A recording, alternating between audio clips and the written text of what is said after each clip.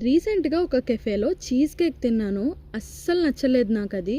So, నా cheese cake నేనెందుకు prepare చేసుకోకూడదని start చేశాను. And it turns really awesome అనమాట. ఇది చేసుకోవడం చాలా ఈజీ. ఎలా చేసుకోవాలంటే, మిక్సీ జార్‌లో ఒక 15 మ్యారీ బిస్కెట్లని వేసుకోవాలి. మెత్తగా పౌడర్‌లాగా గ్రైండ్ చేసేసి, ఆ పౌడర్‌లో మెల్టెడ్ బటర్ వేసుకొని బాగా కలిపేసుకోవాలి. ఆ తర్వాత వేరొక బౌల్‌లో ఈ పౌడర్‌ని వేసి, ఒక లేయర్ లాగా ప్రెస్ చేసేసుకోండి ఏదైనా స్పూన్‌తో. దాన్ని ఒక 10 నిమిషాల పాటు డీప్ ఫ్రీజర్లో పెట్టేసుకోండి. తర్వాత పొయ్యి మీద పాలు పెట్టుకొని, పాలల్లో ఒక కప్పు వెనిగర్ వేసారంటే పాలు విరిగిపోతాయి, పన్నీర్ లాగా అవుతుంది. తర్వాత దాన్ని కర్చీఫ్లో తీసుకొని వాటర్ అంతా పిండేసి, ఆ పన్నీర్ని మిక్సీ జార్లో వేసేసుకోండి. తర్వాత ఒక అరకప్పు ఫ్రెష్ క్రీము, అరకప్పు మిల్క్ మేడ్ వేసేసుకోండి.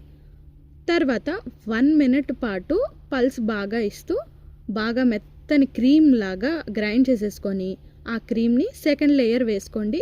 దీన్ని కూడా ఒక అరగంట డీప్ ఫ్రీజర్లో పెట్టేసుకోండి. తర్వాత థర్డ్ లేయర్ కోసం dark chocolate, milk chocolate same quantity తీసుకొని మెల్ట్ చేసుకున్నాను. అది థర్డ్ లేయర్ లాగా వేసుకొని ఇంకొక గంట పాటు దీన్ని డీప్ ఫ్రీజర్లో పెట్టేసుకోండి. ఆ తర్వాత సర్వ్ చేసుకోండి.